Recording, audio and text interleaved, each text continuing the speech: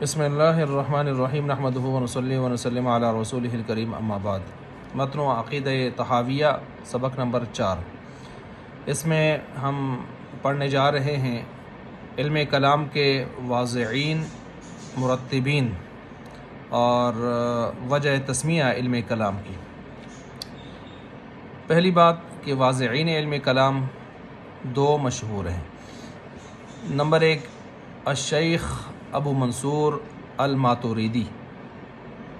یہ ابو منصور الماتوریدی حنفی ان کو لیتے ہیں، ان کی تقلید کرتے ہیں عقائد و نظریات کے تعبیرات کے حوالے سے اور تشریحات کے حوالے سے۔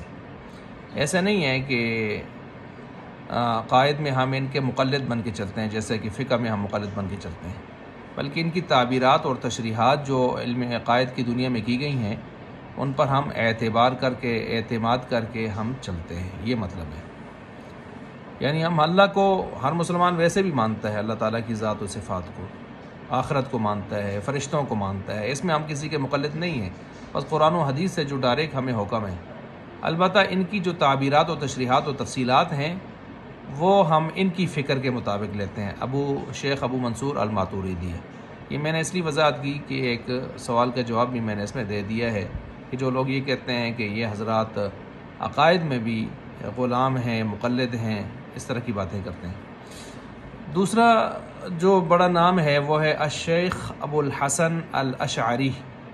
الشیخ ابو الحسن الاشعری، ان کی جو تقلید کرتے ہیں اس حوالے سے، ان کی فکر کی، ان کی منہج کی، وہ شوافی ہیں، شوافی کرتے ہیں، ہم احناف و پینوں کی کرتے ہیں۔ اس کے بعد آگے جائیں جی تو دوسری جو چیز ہے وہ علم کلام کی وجہ تسمیہ، کہ علم کلام کو علم کلام کیوں کہتے ہیں۔ میں نے پیچھے علم کلام اور علم عقائد کی کچھ ابتدائی بات میں نے کر دی تھی۔ علم کلام کو علم کلام کیوں کہتے ہیں، اس کی پہلی وجہ یہ ہے کہ جب بھی اس علم کے حوالے سے بحث ہوتی ہے تو یوں اس کو عنوان دیا جاتا ہے الکلام فی قضا، الکلام فی قضا۔ تو یعنی اس علم کے ابواب میں جب بھی بحث ہوتی ہے تو اس کو عنوان ٹھہرایا جاتا ہے الکلام فی قضا، تو اس وجہ سے اس عنوان کو دیکھتے ہوئے اس علم کا نام بھی علم کلام ہو گیا۔ دوسری وجہ یہ ہے کہ پیچھے ماضی بعید میں اللہ تعالیٰ کے کلام مجید، قرآن مجید سے متعلق ایک بہت بڑی بحث اور معرکہ ہوا ہے جو امام احمد بن حنبل رحمۃ اللہ علیہ کے دور میں انہی کے ساتھ پیش آیا ہے، کہ جن کے ہاں یہ تھا کہ قرآن کریم جو کلام نفسی ہے یہ اللہ کی مخلوق نہیں ہے، یہ اللہ کا کلام ہے، اللہ کی صفت ہے، اور جیسے اللہ قدیم ہے تو اللہ کی صفات بھی قدیم ہے۔ تو اس وقت معتزلہ کے ساتھ یہ ٹکر ہوئی تھی، اور معتزلہ باوجود ہارنے کے بھی چونکہ اثر و رسوخ ان کا اہل اقتدار پر تھا، تو اس کی وجہ سے پھر امام احمد بن حنبل رحمۃ اللہ علیہ ان کے زیر عتاب آئے اور روزانہ 40 کوڑے مارے جاتے تھے اس حوالے سے۔ تو یہ ایک بہت بڑا مارکا، یعنی بہت بڑا سانحہ علمیہ، یہ چیزیں پیچھے ہوئی ہیں، حادثہ رونما ہوا ہے۔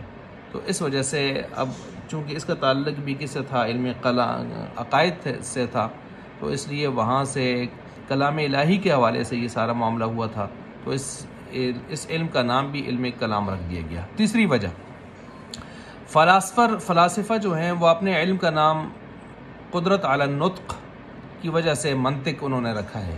یعنی وہ جو منطق پڑھتے ہیں، لاجک پڑھتے ہیں نا، تو وہ ملکہ حاصل ہوتا ہے بولنے کے اوپر، سوچنے تولنے بولنے کے اوپر، تو قدرت علی النطق کی وجہ سے انہوں نے اپنے علم کا نام رکھا علم منطق۔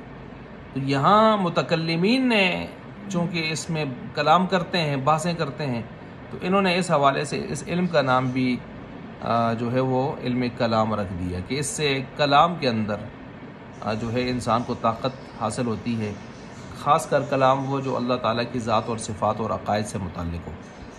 نمبر 4، اس علم کی وجہ سے شرعیات میں بھی قادر کلام صفت اللہ تعالیٰ عطا فرماتے ہیں، قادر کلامی کی صفت اللہ تعالیٰ عطا فرماتے ہیں، تو اس کا نام بھی علم کلام رکھ دیا گیا۔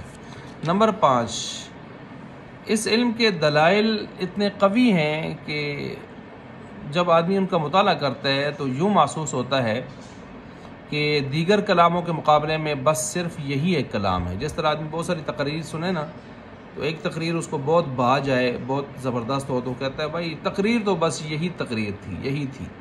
تو اس کا یہ مطلب تو نہیں باقی تقریریں نہیں تھیں، لیکن مضمون کے لحاظ سے، انداز کے لحاظ سے، دلائل کے لحاظ سے وہ اس کو بہت زیادہ عمدہ لگی، تو اس نے کہا تقریر تو بس یہی تقریر تھی. تو یہ اسی ترتیب سے گویا تقریباً یہاں پر باقی کلاموں کو ہیچ کر دیا گیا، نیست کر دیا گیا، اور اس کلام کو جس کا تعلق عقائد کے باب سے تھا اس کو سب پر غلبہ دے دیا گیا.